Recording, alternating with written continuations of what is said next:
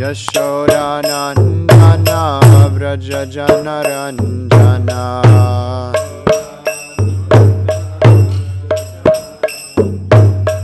Yashodanandana Vraja Janaranjana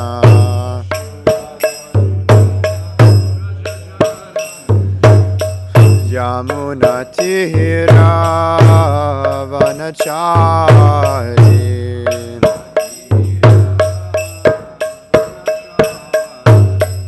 Jaya Radha Madhava Kunja Vihari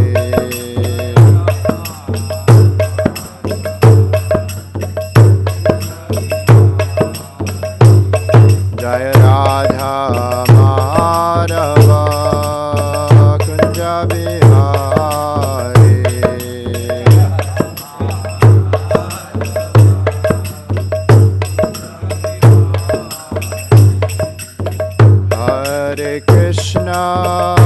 Hare Krishna, Krishna Krishna, Hare Hare, Hare Rama, Rama Rama, Hare Hare.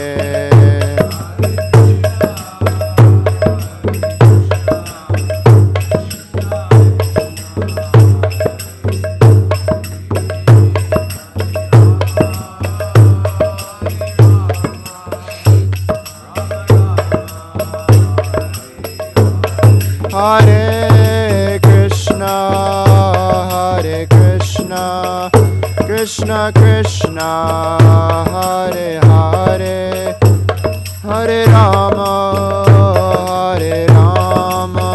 Rama Rama, Hare Hare.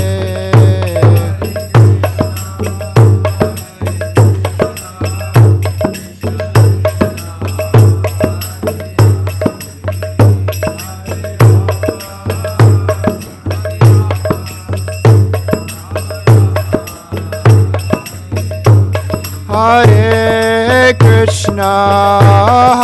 Krishna, Krishna Krishna, Hare Hare, Hare Rama, Rama Rama, Hare Hare.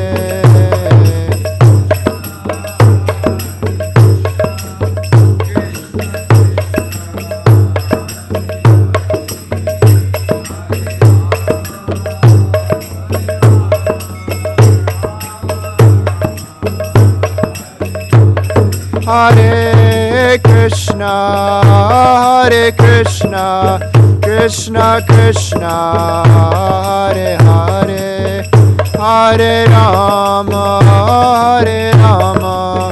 Rama Rama, Hare Hare.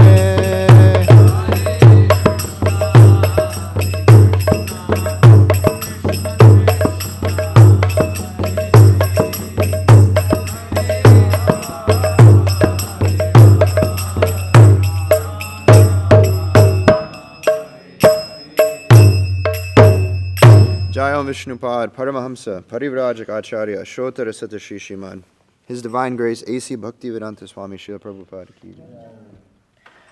Jai Om Vishnupad Paramahamsa Parivrajak Acharya Shotara Satashi Shrimad Srila Bhakti Siddhanta Saraswati Thakur Goswami Maharaj Prabhupada Ki Jai. Namacharya Srila Haridash Thakur Ki Jai. Ananta Koti Vaishnava Vrinda Ki Jai. Prem se Gaho Shri Krishna Chaitanya Prabhu Nityananda Shri Advaita Gadadhar Shivasari Gaura Bhakta Vrinda Ki Jai. Shri Radha Krishna Gopa Gopinath Shamakunda Radha Kunda Giri Govardhan Ki Jai. Shri Vrindavan Mathura Dham Ki Jai. Shri Mayapur Navadvip Dham Ki Jai. Jagannath Puri Dham Ki Jai. Ganga Maya Ki Jai. Jamuna Maya Ki Jai. Tulasi Devi Ki Jai. Bhakti Devi Ki Jai. Samaveda Bhakta Vrinda Ki Jai. Srimad Bhagavatam Ki Jai. Nitya Gaura Premanandi Hari Hari Bo. All glories to the assembled devotees, Hare Krishna. All glories to the assembled devotees, Hare Krishna. All glories to the assembled devotees, Hare Krishna. All glories to Sri Guru and Sri Gauranga. All glories to Srila Prabhupada.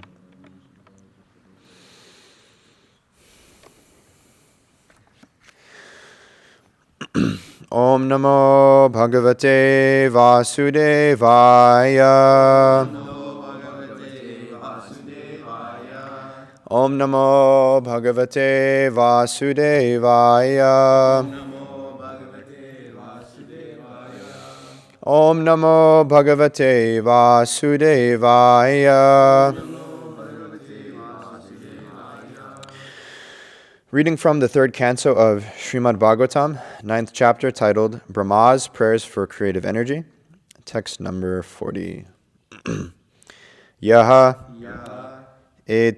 etena puman nityam stutva stotrena mam bhajet tasya ashu samprasideyam sarva kama vara ishvaraha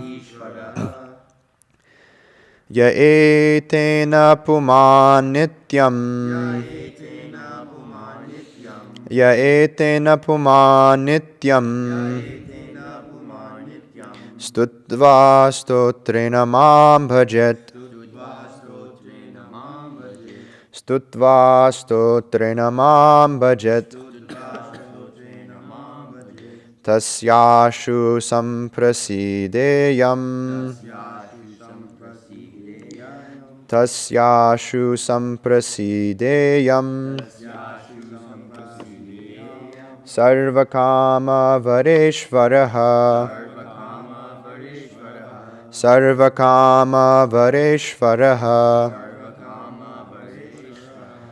Ya etena puman nityam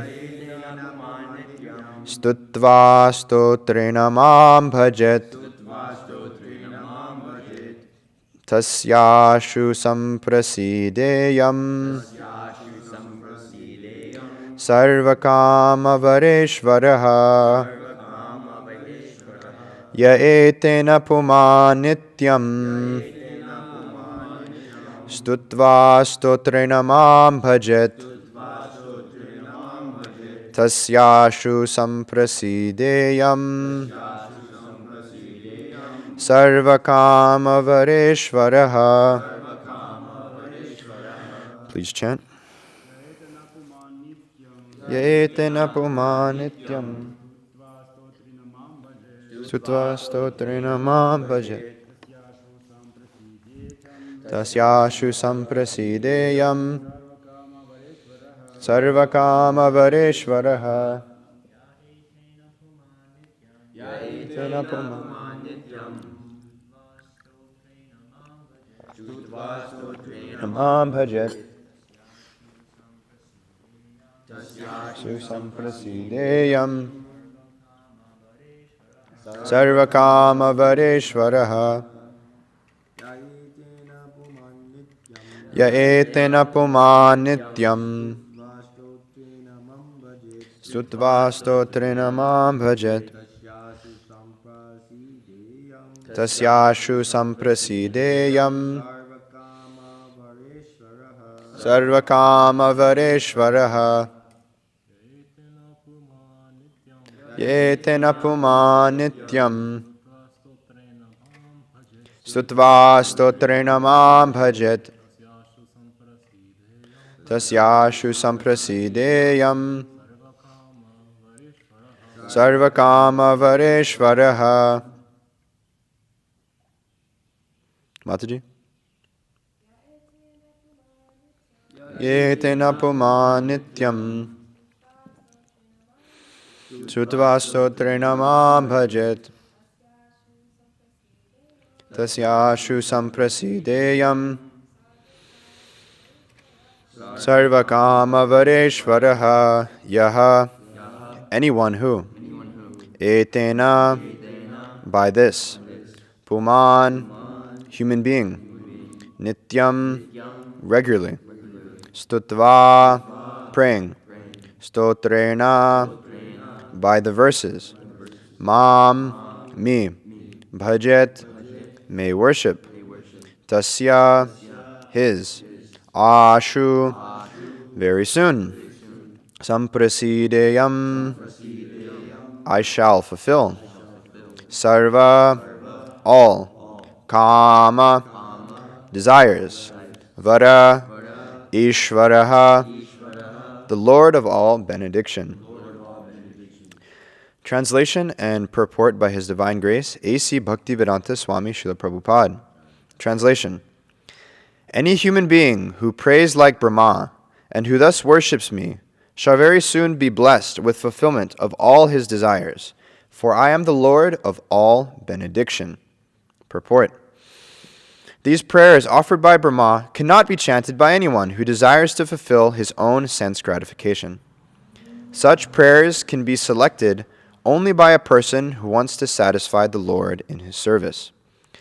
The Lord certainly fulfills all desires in regard to transcendental loving service, but He cannot fulfill the whims of non-devotees, even when such casual devotees offer Him the best of prayers.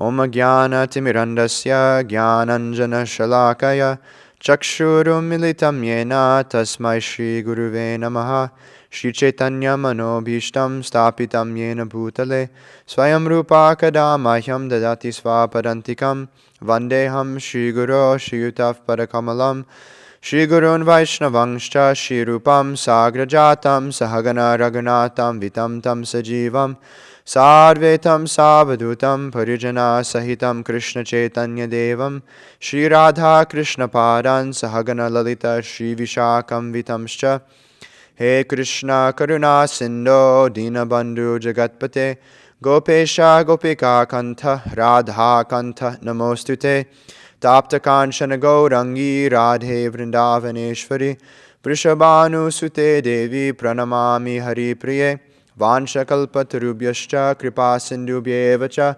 patitanam pavanebhyo vaishnavebhyo namo namaha.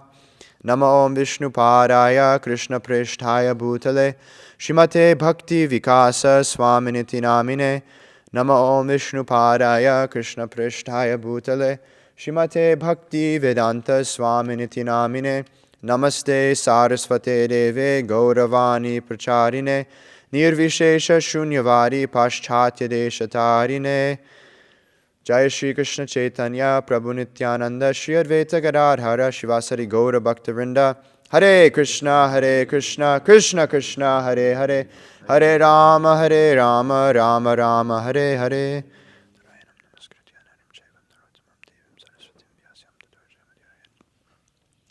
Yetena puman nityam stutva stotrena mam bhajet tasyashu samprasideyam sarvakama vareshvaraha. Any human being who prays like Brahma and who thus worships me shall very soon be blessed with fulfillment of all his desires, for I am the Lord of all benedictions. This verse here of Srimad Bhagavatam, it's very much emphasizing here this power of prayer. This is a very common saying in modern society.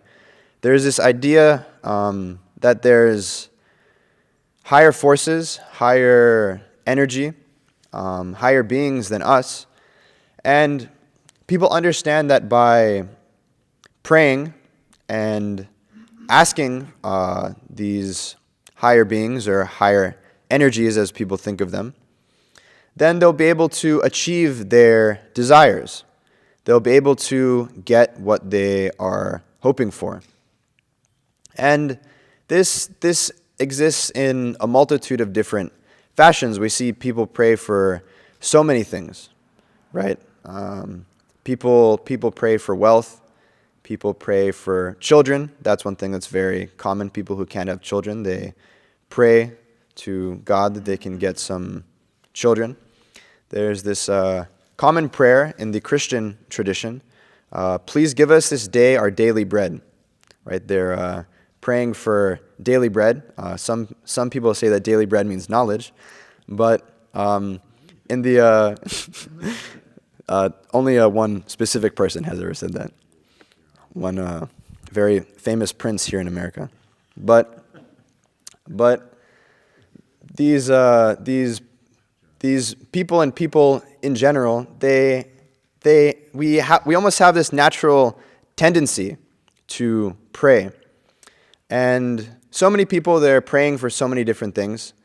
And often in times of distress, we see that people become more and more prayerful. Because most times we think that we can sustain and provide for ourselves. We think that everything's nice, I'm doing okay, you're doing okay. So there's no real need for me to pray, but when things aren't going my way, and I see that I can't control my specific situation, then I become more and more prayerful. This is the general mood of society, where the prayerful attitude isn't even necessarily there to so much extent. But we can see that when people come across times of distress, times of misfortune, times of unhappiness, people tend to become more and more prayerful. And this is actually natural. However, this isn't necessarily the mood of the devotees, of the Krishna bhaktas. This isn't our mood that, I'm able to do a good amount of things myself, but whenever I need help from Krishna, then I might say some prayer. I might humbly request some very great things for my own sense gratification. And then when I get these things, I'll say, God, thank you so much. And then I'll just keep on going on with my life and pretty much forget about God entirely. And we can see this is unfortunately the ethos of most of modern society. Even people who are so-called religious and pray to God, they don't have this full conception and understanding that Lord Brahma has come to here, where everything, even his very life, his very sustenance, what to speak of the activities which he's praying for, are all completely dependent on Krishna. Krishna being Sarva Karana Karanam, the cause of all causes. Brahma can see, because he's a devotee of the Lord, that he's completely dependent on Krishna. And like I was hearing about the other day, in order for one to fully understand God, one has to become a devotee of the Lord. One can't simply understand God just by some prayer or by some scientific understanding, but one actually has to become a devotee of the Supreme Personality of Godhead. And being a devotee means that one has to perform some service. And we can see that those who are actually devotees, they don't pray for, daily bread. They don't even, I know there's another famous story in the Bible, I think it's King Solomon, where God asked him what he wants, and he could basically ask for anything, and I think he asked for wisdom. So God gives him knowledge, but he simply uses this knowledge just to get wealth, money, women, and Christians cite this as saying that, God wants me to enjoy. God wants to give me this material world to enjoy. But we can see that the prayers of the devotees, they're for service. And Srila Prabhupada, he makes this very important point here in the purport, that these prayers, they can't just be imitated by anybody. These prayers, it isn't just, some ritual that you recite, that you say every single morning, but you don't really know the meaning. But these are actual prayers. Prayers, they're actually like even a call to action. These prayers, they're actually very, very powerful. And there's this saying even in modern society that you should be careful what you wish for, because you just might get it. Because if you pray like this, if you have such this, if you're trying to follow in these footsteps without actually being on that platform, you won't be necessarily ready for what you're going to get. And Prabhupada makes this point in distinguishing those who come to God for sense gratification and those who come to God actually for service. Because for one who still has this mood of sense gratification, they can't honestly pray like this. They can't honestly pray like Lord Brahma is praying here in these chapters. And actually, this isn't Lord Brahma's only prayer. And we can see that the Srimad Bhagavatam, it's so amazing because not only does it give us full knowledge about Krishna, everything about this material manifestation, but it also gives us so many beautiful prayers which we can, by hearing these prayers and by understanding these prayers through the knowledge given by our acharyas, we're actually able to understand the mood in which one should approach the Supreme Personality of Godhead. Because that's the most important part, right? There's this saying that Bhakti Vikas Maharaj often quotes that Srila Prabhupada wrote, that advancement in devotional service, it depends on the attitude of the follower. So it's this attitude of devotional service that's most important. And I mean, anybody can, if they know a little bit of Sanskrit, they can go through, they can recite all of these prayers, they can chant them very, very nicely, they can chant them in so many different tunes and melodies, but what's important is this attitude. And even though the Bhagavatam, it's full of so many beautiful prayers like this, we should hear these prayers and we should understand these prayers and see the attitude behind them, this attitude of devotional service. And we can see in Sri Chaitanya Charitamrita, it describes this difference because this word kama is used here in this text. And it's just translated to desires. And we can see in Sri Chaitanya Charitamrita, there's this actual distinguish between material desires and spiritual desires, in which it's described that these material desires, known as lust, are anything which one wants to do for their own material gratification, their own material senses.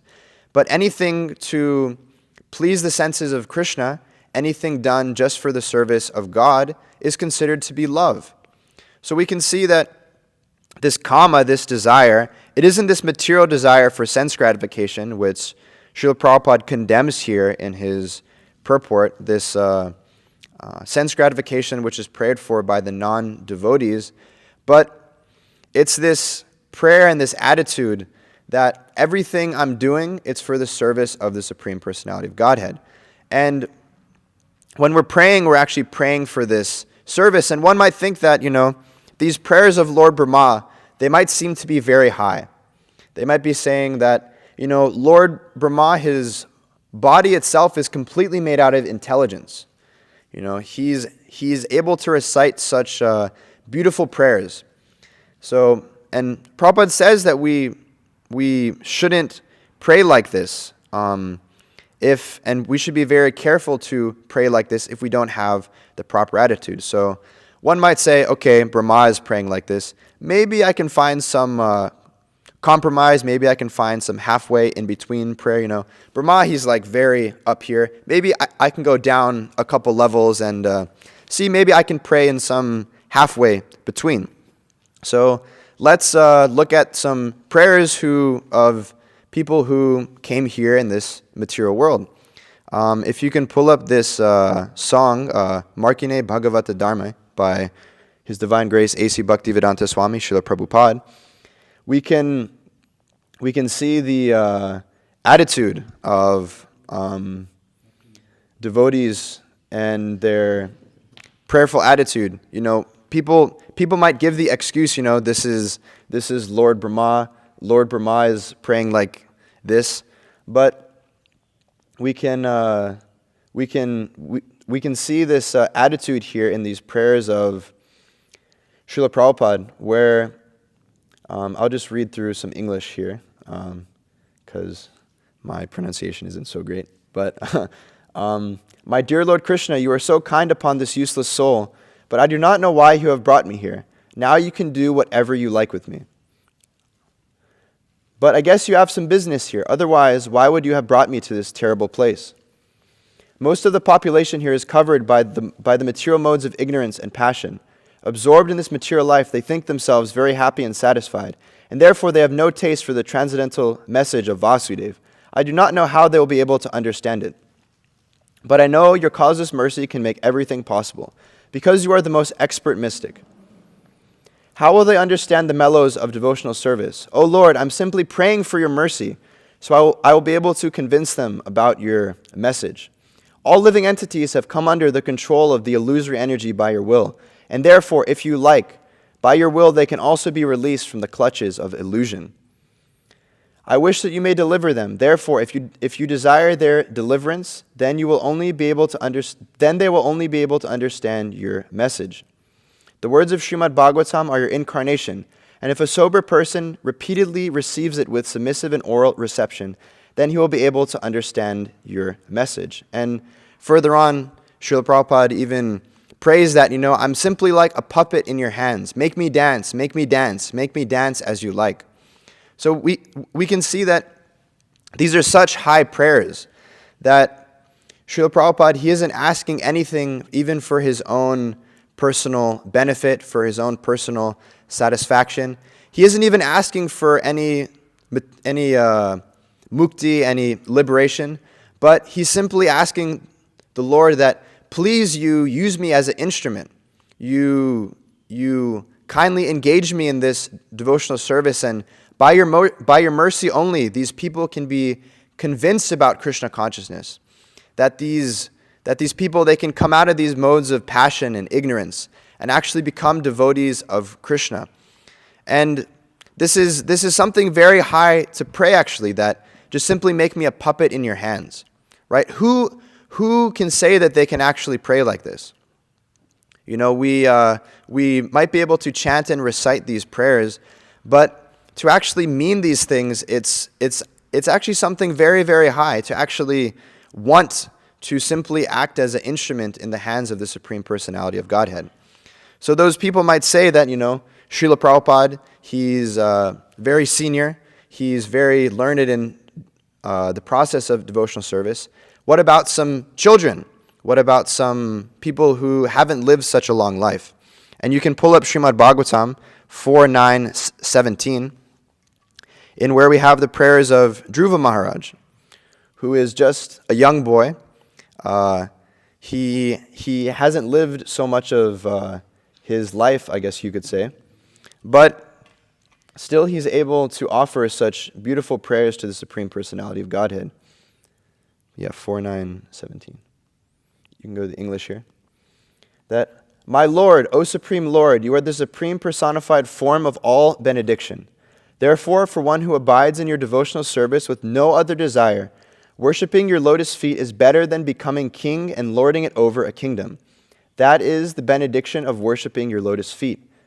To ignorant devotees like me, you are the causeless, merciful maintainer, just like a cow who takes care of the newly born calf by supplying milk and giving it protection from attack. So even though Dhruva Maharaj, he's simply a very young boy, and he has the opportunity to ask any benediction from the Supreme Personality of Godhead, he simply realizes that there's no other greater benediction than the devotional service of the Supreme Personality of Godhead.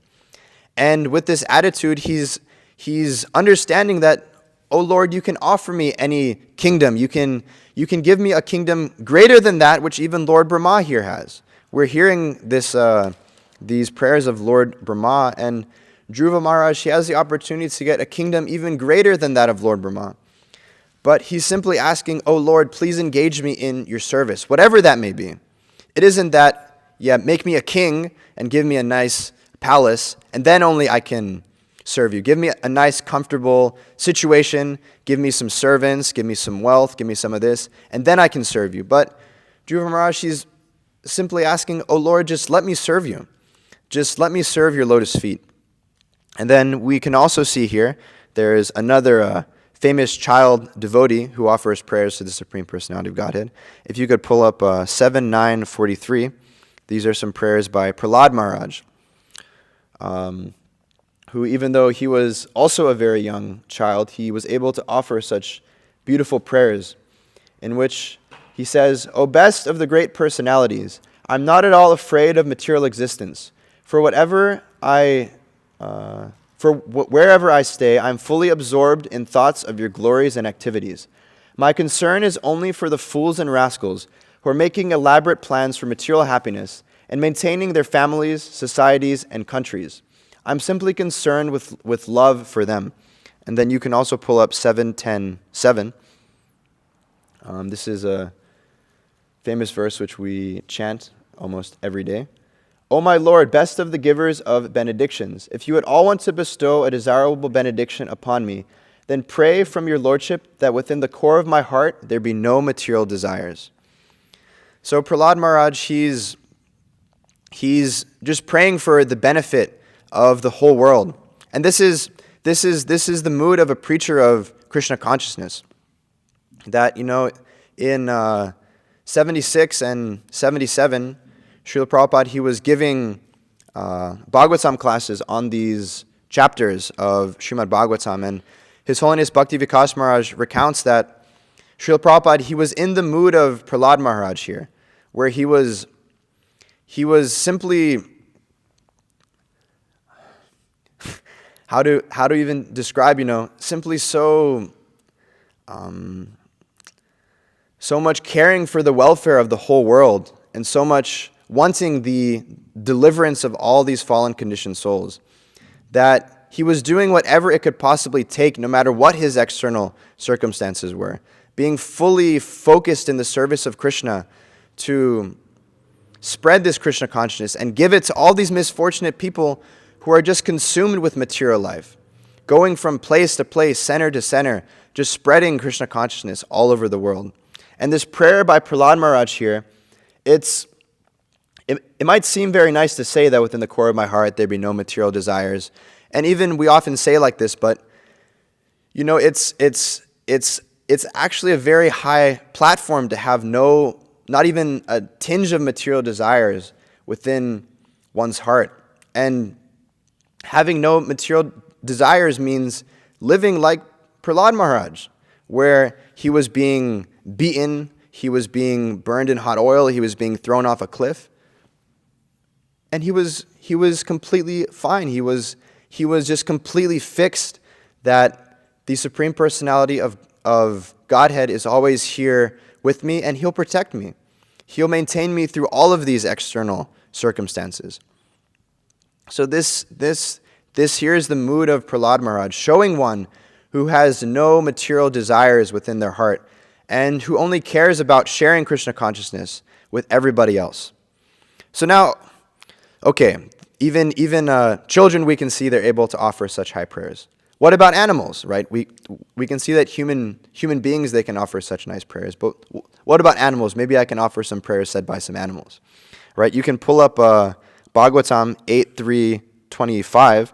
These are some prayers by Gajendra, who is simply an elephant, right? From the external point of view, he is in the body of an elephant. Of course, we understand in previous lives he was King Indradyumna, and he was given this opportunity to surrender to the Supreme Lord. But he's within the body of an elephant. And I'll read 5 verses here in which Gajendra prays to the Supreme Personality of Godhead, not in where the Supreme Lord is even present before him, like we see in all these other prayers, but Gajendra, he's in a very compromised position. He's been struggling with this crocodile for such a long time, and he hasn't really lived like a life like Prahlad Maharaj or Dhruva Maharaj or Srila Prabhupada, and the Supreme Lord isn't present before him for him to directly offer these prayers, but still out of the mood of surrender, he offers these wonderful prayers to the Supreme Lord. That I do not wish to live anymore after I am released from the attack of the crocodile. What is the use of an elephant's body, covered externally and internally by ignorance? I simply desire eternal liberation from the covering of ignorance. That covering is not destroyed by the influence of time. Now, fully desiring release from material life, I offer my respectful obeisances unto that Supreme Person, who is the creator of the universe, who is himself the form of the universe, and who is nonetheless transcendental to this cosmic manifestation. He is the supreme knower of everything in this world, the supersoul of the universe. He is unborn, supremely situated Lord. I offer my respectful obeisances unto him. I offer my respectful obeisances to the Supreme, the Supersoul, the Master of all mystic yoga, who has seen in the core of the heart by perfect mystics, when they are completely purified and freed from the reactions of fruitive activity and practicing bhakti yoga. My Lord, you are the controller of formidable strength in these three kinds of energies. You appear as the reservoir of all sense pleasure and the protector of the surrender souls. You possess unlimited energy, but you are unapproachable by those who are unable to control their senses. I offer my respectful obeisances to you again and again. I offer my respectful obeisances unto the Supreme Personality of Godhead, by whose illusory energy the jiva, who is part and parcel of God, forgets his real identity because of the bodily concept of life. I take shelter of the Supreme Personality of Godhead, whose glories are difficult to understand. So we can see that Gajendra, he's offering these wonderful prayers to the Supreme Personality of Godhead from this full position of surrender, saying that, please come and save me from this situation, that I'm in such a precarious position, and the only way for me to become free from this situation is simply if I get your mercy. And by exhibiting this position, we can understand our own circumstance in this material world, that without the mercy of the Supreme Personality of Godhead, we're in such a precarious position where we're being dragged down by these material modes of nature, by lust, anger, greed, illusion.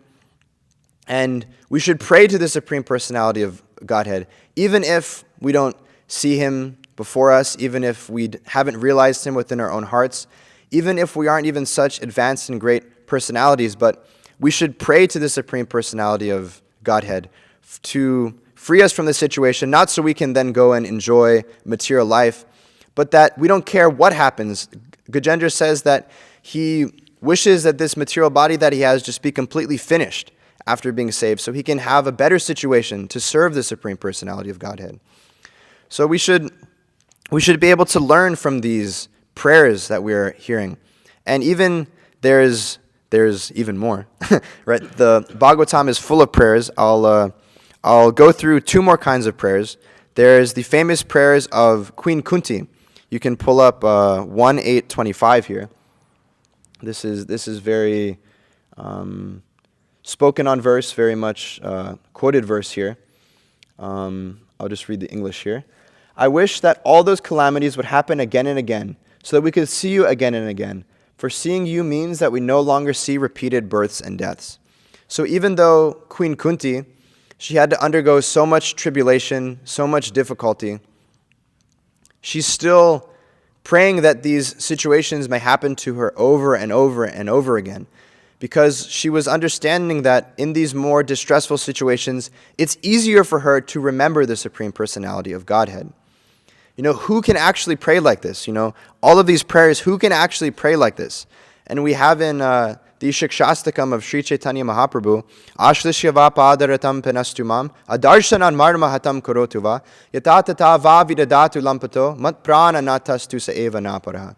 That even though Krishna is the prana, he's the very life and soul of these gopis of Vrindavan, they don't care if he isn't present before them, if he tramples them under their feet. They simply want Krishna to love them. That's all that they want. Who can actually pray like this? Who can actually pray like this? That no matter what, even if I'm in the most distressful material situation, even if my body is riddled with disease, even if I'm in such a situation where it's very difficult to preach Krishna consciousness, even if I'm in an unfavorable material situation for executing the orders of my spiritual master, still, I just want to be engaged constantly in your devotional service. And we can see that there's this prayer that we can analyze, like I was saying, this mood, this attitude of devotional service. And this is actually the core of our very lives, right? The center of this Krishna consciousness movement is chanting the Hare Krishna Mahamantra, Hare Krishna, Krishna Krishna, Hare Hare, Hare Rama, Rama Rama, Hare Hare. Anybody can chant these three simple words. Anybody can repeat this transcendental sound vibration. But what happens with most people is that they chant this very holy name with offenses. They chant this, at least I can speak for myself, chanting the holy name with so many material desires. But this Hare Krishna Mahamantra, what does it actually mean? It means, O Krishna, O energy of Krishna, who is Srimati Radharani, please engage me in your devotional service. So we're chanting every day for minimum 2 hours, and we're praying for this devotional service. We aren't praying for anything else. We aren't praying for money. We aren't praying for even, we aren't praying for anything on the material platform. But we're simply saying, "Oh Lord, please engage me in your service." And there's often funny anecdotes that are told, which I hope they're anecdotes just for illustrating an example.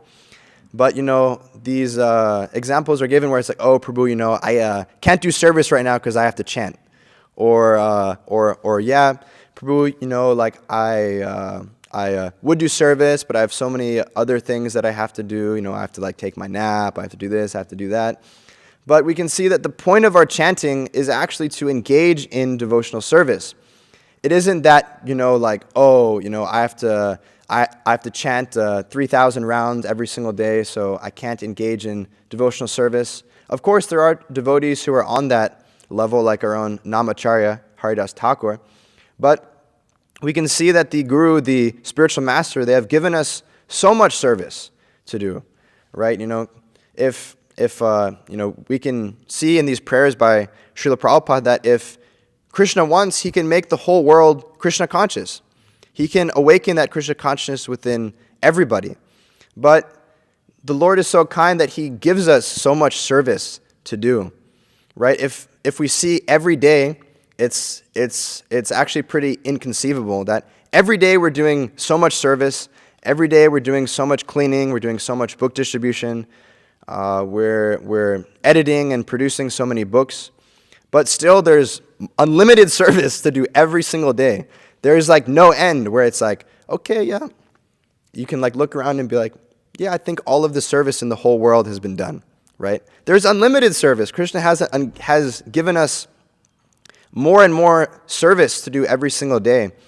And by chanting this Hare Krishna Mahamantra in this mood and this attitude, which we can see in these prayers in Srimad Bhagavatam, that we can actually be blissfully engaged in the Lord's service, and then we'll actually be able to pray like this.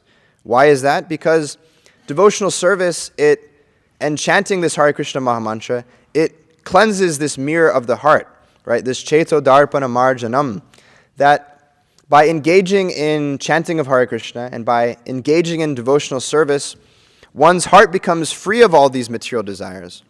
And one can actually have this pure attitude of prayer, which we can see all throughout this Srimad Bhagavatam. And even if we aren't on that level, we can sincerely try our best to cultivate this mood, where it was recommended. I was listening to this seminar by His Grace Vaisheshika Prabhu. He gave a whole seminar about book distribution, and one of the seminars was called the 7 Habits of Highly Successful Book Distribution. And one of these points that Prabhu was making was that you can recite a chapter of Srimad Bhagavatam every single day, and that Srila Prabhupada, he actually recommended devotees to do like this, where in different instances he was saying that devotees should recite a chapter of Bhagavad Gita, but there was one and a couple of specific instances where Srila Prabhupada was very much encouraging devotees to chant chapters of Bhagavatam every single day, because in Srimad Bhagavatam we have so many beautiful prayers. So many beautiful prayers. I mean, I just touched on a couple of the prayers, but it's like every other chapter when you read Bhagavatam, there's so many prayers. Even Shukadev Goswami, before speaking on Srimad Bhagavatam, he recites so many prayers. And it's very important, and Srila Prabhupada, he emphasized this so much. One anecdote was told that at the end of Bhagavatam class, Srila Prabhupada was making this point that, you should recite a chapter of Bhagavatam every single day. And then he looked across the audience and was like, who will chant one whole chapter of Bhagavatam every single day? And all the devotees raised their hand, Hari Bol, Hari Bol. But, Prabhupada, he could tell, and he was like, who will actually chant this chapter of Bhagavatam every single day? And still, Hari Bol, everyone was raising their hands. And then they said that after Prabhupada left, nobody actually chanted the chapter. So this is the point here that Prabhupada's making in this purport, that one shouldn't just, say yeah, and be fired up and be enthusiastic, but they should actually develop this mood, and they should understand that reciting these prayers, it will actually help us so much in Krishna consciousness, and that the emphasis is on this mood and this attitude where it isn't just you're putting on some show or you're trying to be a pundit by reciting so many verses, but by chanting these prayers that we see in Srimad Bhagavatam and sincerely even praying to the devotee who's reciting these prayers, one can develop that mood and attitude, right? His Holiness Bhakti Vikas Maharaj often says that if you want to develop the qualities of a person, you should serve that person. And these great personalities who recite these prayers, we might not be able to serve them directly, but we can at least pray for their mercy. Because Krishna's mercy, how does it come? It isn't that you can just jump through and connect with the Lord directly, especially for people in the position like myself, but we get the mercy of the Supreme Personality of Godhead through His devotees. So we should pray to these devotees and recite these prayers to actually develop the same mood and attitude that they have in reciting these prayers. And specifically for those who are engaged in Sankirtan, who are engaged in book distribution, these prayers, they're very important, which is why it was being quoted in that seminar about 7 habits of highly successful book distributors, that having this mood and attitude of prayer, it's very important for everybody engaging in devotional service, but specifically in regards to this book distribution, if you don't pray, then you're going to be in a very, very bad situation. That you're going to be so disturbed and you're going to be so, what the heck is going on? That it'll be very, very difficult for you, right? It's even said in Sri Chaitanya Charitamrita that for one who remembers Lord Chaitanya, even the most difficult tasks become very easy. But for one who is forgetful of Lord Chaitanya, even the most easy tasks become very, very difficult. So on book distribution, on Sankirtan, we're actually able to associate with Lord Chaitanya directly. This is Lord Chaitanya's Sankirtan movement. This book distribution and this Brihat Mridanga, it actually allows us to directly associate with Lord Chaitanya Mahaprabhu. But we can see that even those who were directly associating with Sri Chaitanya Mahaprabhu, even they were able to fall into Maya. And it's described that even when Lord Chaitanya Mahaprabhu was traveling, he was showing us by his example by always praying for the mercy of Krishna. And it's described that we can fall into Maya very easily if we lose this attitude of prayer. So for all of these devotees, and especially for book distributors, we should very much have this mood and attitude of prayer. Because out there on the streets, you're very much able to see that everything is simply dependent on Krishna's mercy.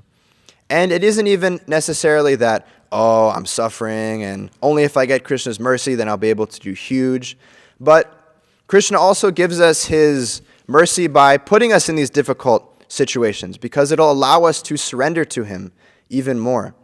By putting us in these situations, even if we are suffering out there, even if it is difficult, it isn't like, every single spot, if we're connected and have the mercy of Krishna, we're just everything's flying out. We're just people are coming up to us. They're asking us for the books. But Krishna's mercy also comes in the form of, like Queen Kunti says, putting us into difficulties over and over again. But if we have this proper attitude of devotional service, and if we are actually praying to be an instrument of the Supreme Personality of Godhead, and simply saying, "Oh Lord, make me dance, make me dance, make me dance as you like," then no matter what our situation is, we will be able to be fully blissful because we're engaged in devotional service. And of course, we should always pray to the Supreme Personality of Godhead, especially out on book distribution, that please, Krishna, help inspire this devotional service, this Krishna consciousness within this soul. Please allow them to take this book, read this book, and allow it to have its effect and change their life, right? Because these books, they can change people's life. Krishna, he can at any moment change the life of any jiva, of any conditioned soul. And we can see even for our own self, like, it wasn't like we were born and we were thinking, yeah, maybe later on down my life, then I'll take up to devotional service. But it was directly Krishna's mercy that inspired that within us. So when we're on book distribution, if before distributing books we recite and we meditate upon these prayers, we can actually be surrendered to the Supreme Personality of Godhead. And then we'll be able to act simply as the Lord's instrument, where we'll be able to bring people closer to the service of Krishna. Srila Prabhupada, he said that this book distribution, it's in the mood of the gopis. Why? It isn't that when you're out on book distribution, you like have some high realizations that some people say that they have. But the attitude of the gopis is to engage everybody directly in Krishna's service. So by developing this attitude, we're actually able to engage the whole world in devotional service. We simply have to be surrendered, right? And that's like I was saying, that's the difficulty, because we have so much material desires within our own heart. We have so many things. The only thing that's holding us back from giving people Krishna's mercy, it's actually us. There's no other impediment. Srila Prabhupada would say about this Krishna consciousness, what is the difficulty? You simply have to chant, dance, take nice prasadam, have the highest philosophy that's out there, have so many great, wonderful, and amazing friends. What is the difficulty? The only difficulty is in here. The only difficulty is within our own heart. So we should pray, we should recite these prayers, we should go on book distribution. You know, we have over the summer here, we have so much opportunity for book distribution. And as the Sankirtan leader, I can kindly engage anybody who comes and likes to engage in some book distribution. We have so much book distribution service to do all over the world. Right, like over the summer, Mahotsav Prabhu, he's even going all the way out to Seattle. In a couple weeks, we'll be going out to Colorado. We're going up to DC. We're traveling all over the world, engaging in this book distribution.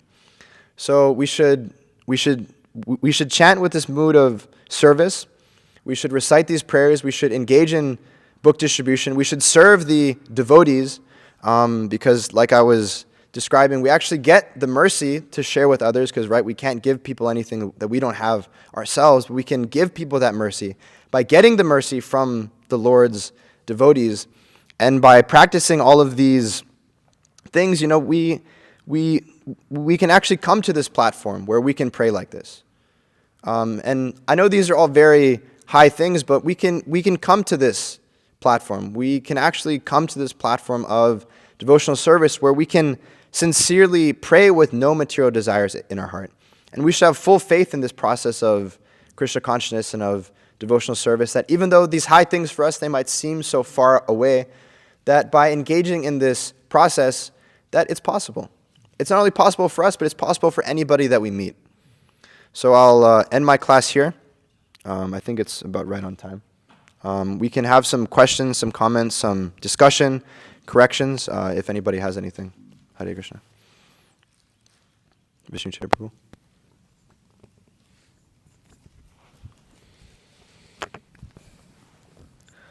Prabhu. Maybe I could just share it, I guess. These are some wonderful prayers from Kula Shekhar Alvar, Mukunda Mala Stotra. This is right at the beginning. These are verses that Srila Prabhupada himself commented on. This is verse number 3. Mukunda Murdna Pranipatayache Bhavantam Ekantam Iyantam Artham Avismiti Tvacharana Ravinde Bhave Bhave Mestu Bhava Prasadhat. O Lord Mukunda, I bow down my head to your Lordship and respectfully ask you to fulfill this one desire of mine, that in each of my future births I will, by your Lordship's mercy, always remember and never forget your lotus feet.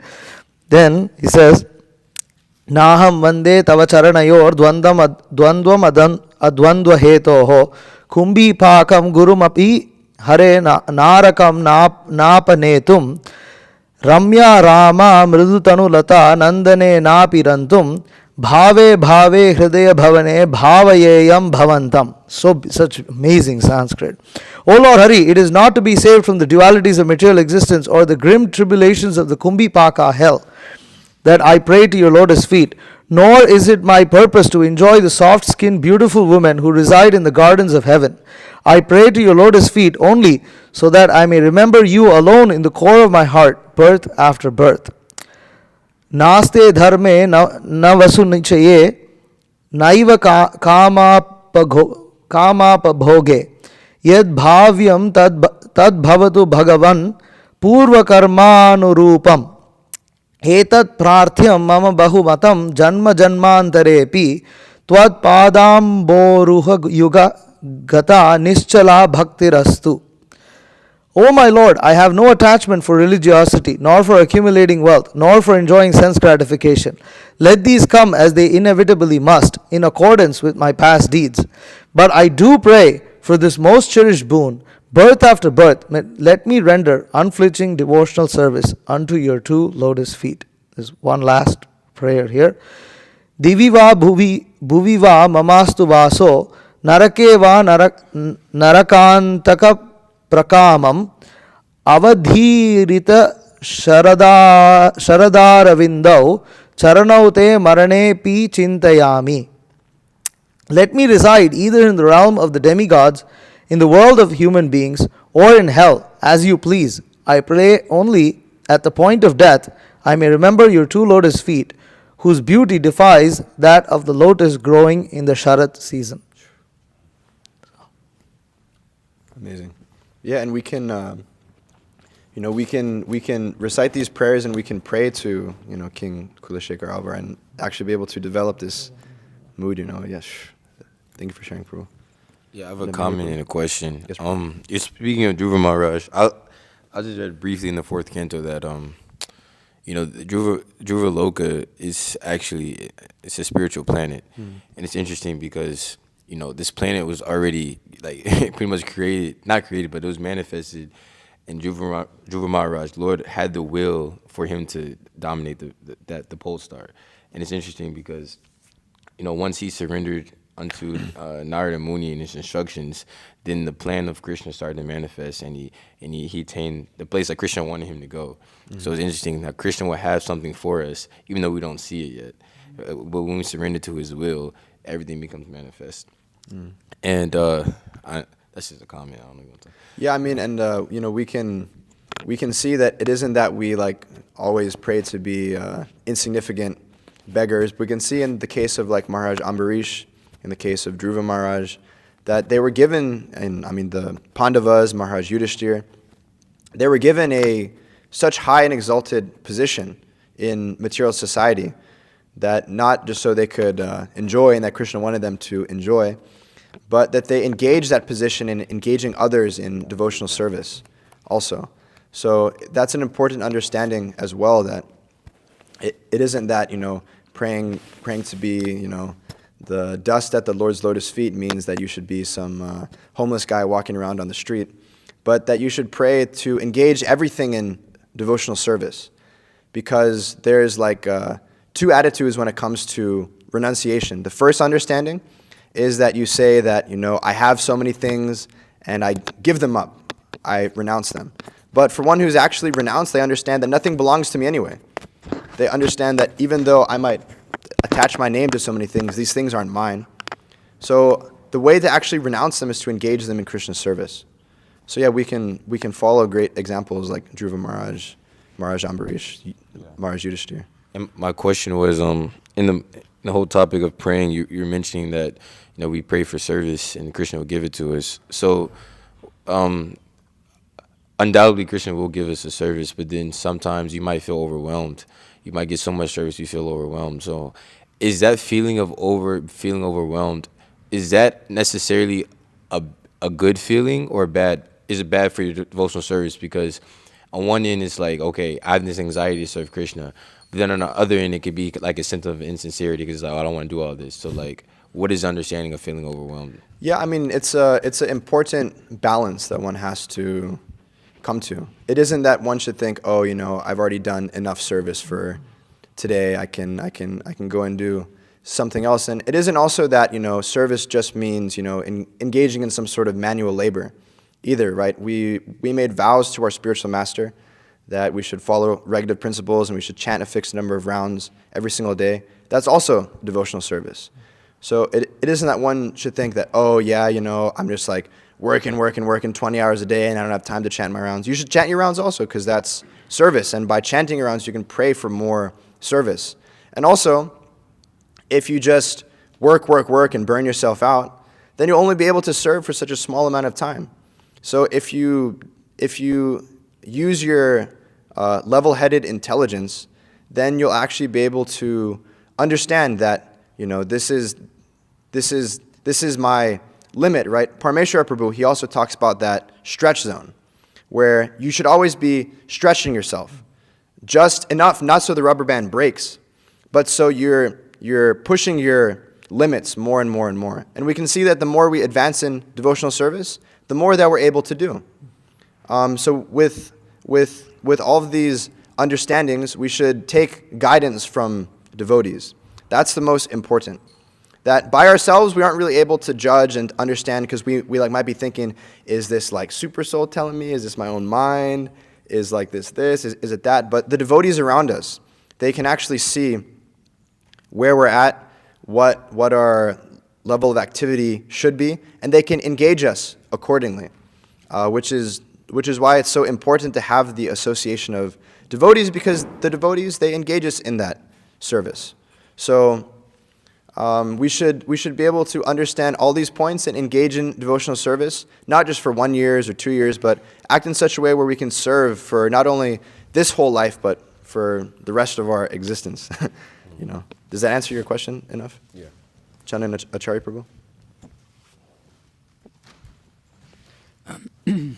Just follow up on Avinihoda Prabhu's, like, it's talking about the stretch zone, and like the importance of that is like that it invokes that mood of prayer to the Supreme Personified Godhead. Because when you stretch, naturally there's, especially if you're going into areas and you're endeavoring in devotional service, there's things you just don't know. And you're just like completely confused, or it can be like confusing how everything's going to work. But that platform can be actually very conducive if one is fixed in devotional service. And that consistently coming in one's life where one is having to push a little bit. Maybe it shouldn't be too much, but having to push a little bit is important. Otherwise, being laxed is there.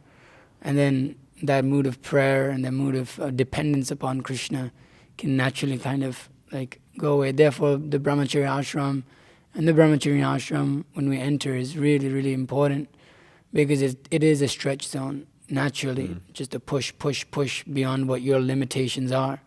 So those days we're spending on book distribution, whether one may go on with that whole life or maybe some years, generally it's some years for most people, that mood is cultivated and devotees can look back and see how the dependence on Krishna and the blissful aspect, just blissful life of being completely dependent on Krishna on the streets is just like important to remember.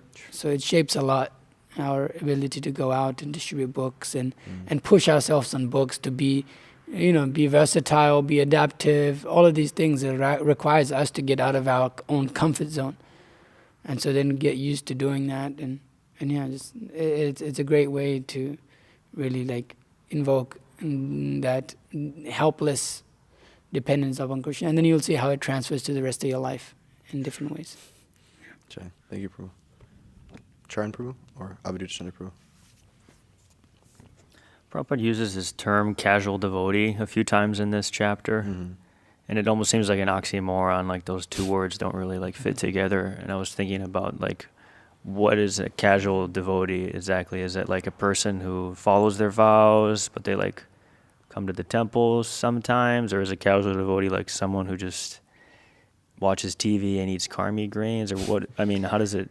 Yeah, I mean, Krishna says in Bhagavad Gita, Ye yata mam prapadyante tam sataiva bhajamiham mama vartmani vartante manushav partha sarvashaha. That, everybody they're approaching me to some different capacity, and I'm rewarding them accordingly. So, one who's a more casual devotee, they aren't really pushing themselves. They aren't really in this stretch zone. At least that's how I interpreted it in the concept of this verse here, because Prabhupada, he's talking about people, and this example is being given of someone like Brahma who's fully on that spiritual platform and fully engaged in Krishna consciousness. And one who is a devotee means they're always meditating on Krishna. It means every aspect of their life, it isn't for themselves, but everything that they're doing is for Krishna. So it isn't like that one who is a casual devotee, they aren't a devotee, and we should be like, oh yeah, this person's like a karmi. But there's different gradations and there's different levels in devotional service. And for some people, maybe they aren't able to have such an exactly, stretched situation. But everybody, they're at different levels in their Krishna consciousness, and one who is engaging in devotional service more casually, I guess that's the only thing that I could really. I don't have so much.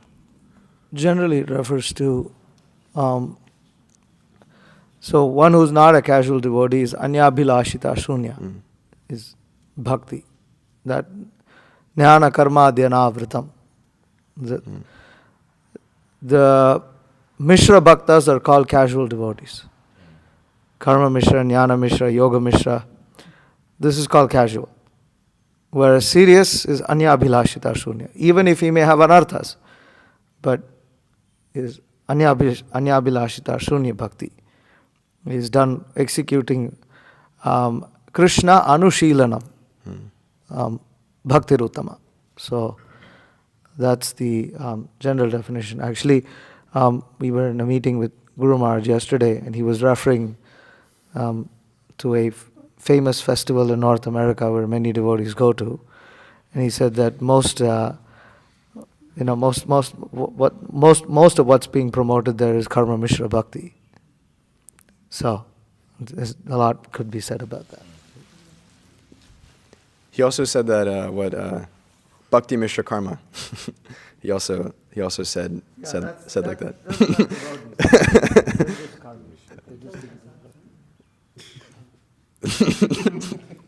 Charan Prabhu?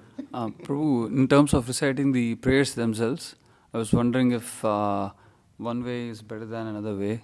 For example, we can recite just the Sanskrit of Bhagavad Gita chapter or Bhagavatam chapter. We can recite Sanskrit and English, or we can just recite the English.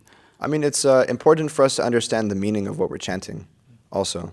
So oftentimes, at least when we're learning verses, it's like often recommended that we go through with the English meanings also. And one can come to that gradually. So if one has more time, then one can chant the Sanskrit all the way through, then they can also chant the English. And I mean, just by chanting the prayers and having that mood, one can actually start to cultivate that attitude. So no matter what, one should at least always chant these prayers and at least chant the Sanskrit of these prayers. But if one has the time, then one should go through with the Sanskrit and with the English also. Janardana-Krsna Prabhu. There's a class by Guru Maharaj on prayers. And he mentions in there that it's not a mechanical thing. That you can't expect that today I'm going on books, I'll recite Bhagavad Gita and I'll do very good.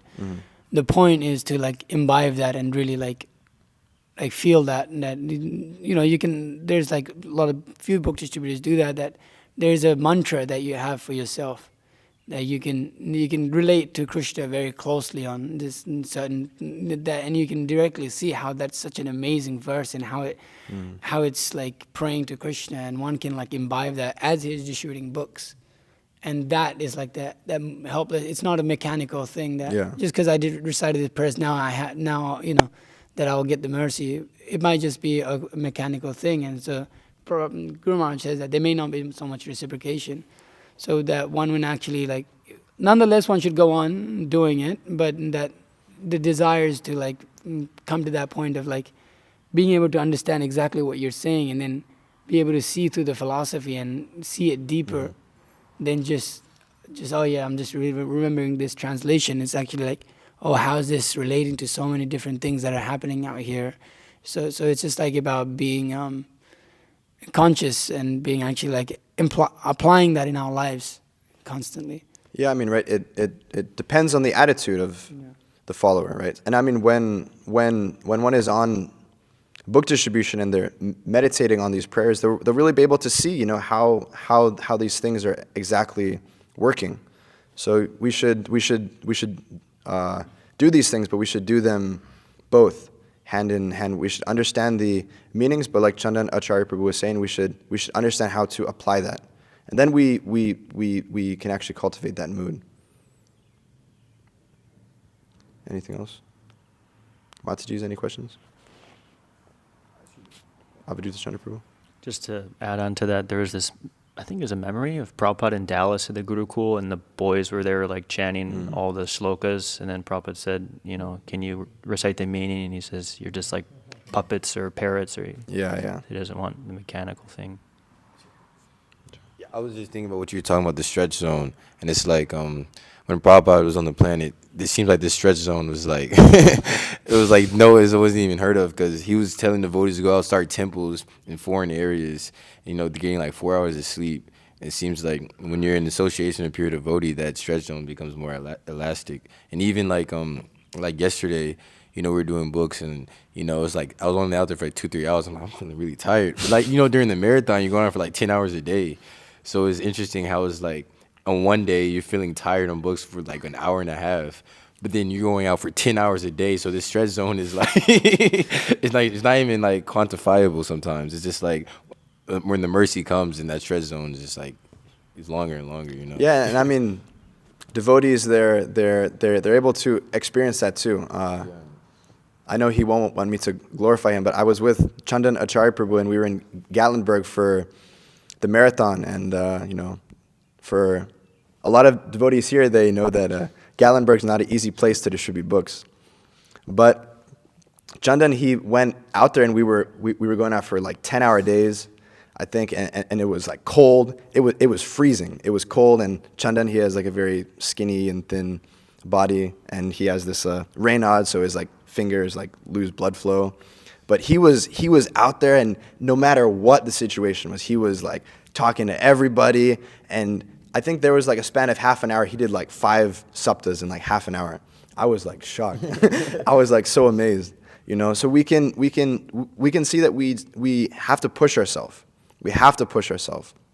And when in times of marathon, in times of high pressure, we have to keep that up. We have to push ourselves, and we experience that reciprocation from Krishna. It's. I mean, I'm sure we can all attest to like even last marathon, Nimai was going out on books for like 8 hours, 10 hours. He just lives in Alachua. He like goes to college, and then like he like comes here. He goes to the airport, does like 25 bhakti stacks, and it's like, like like what's going on here?